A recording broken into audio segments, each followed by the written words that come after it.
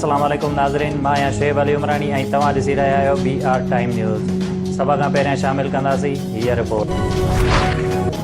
ईद जो ॿियो ॾींहुं, नओं ॾींहुं, नवां मज़ा, नवां खाधा, नई तफ़रीह। कल्ह जा महिमान बणिया अॼु जा मेज़बान।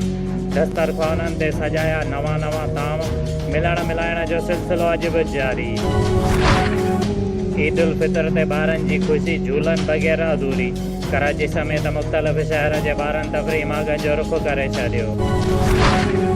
मीठा दर ईदी सेंटर में बल्किस ईदी ॿारनि जी यादनि में ताज़ा। ॿारनि ईद मां बल्किस ईदीअ जी यादि में मनाई। छोकिरियुनि मेहंदी लॻाई, ॿारनि खे नवां कपिड़ा ऐं ईदी बि ॾिनी वई। इस्लामाबाद जे यतीम खाननि में बि मिठी ईद जूं ख़ुशियूं, ईदी मिलण ते ख़ुशियूं वधी वयूं। वज़ीर आज़म शहबाज शरीफ़ जो सदर पाकिस्तान आरिफ अलवीअ खे टेलीफोन ते ईद मुबारक। वज़ीर आज़म शहबाज शरीफ़ साबिक़ सदर आसिफ ज़रदारी ऐं बिलावल भुट्टो खे बि टेलीफोन ते ईद जी मुबारकबाद ॾिनी। मौलाना फज़ल रहमान सां बि फ़ोन ते ॻाल्हि ॿोल। वज़ीर आज़म सिराजुल हक़ असद महमूद ऐं ॿियनि खे पिणु ईद मुबारक ॾिनी। शुएब अली उमरानीअ खे ॾींदा इजाज़त। वधीक ख़बरुनि ऐं अपडेट्स लाइ ॾिसंदा रहो BR टाइम न्यूज़।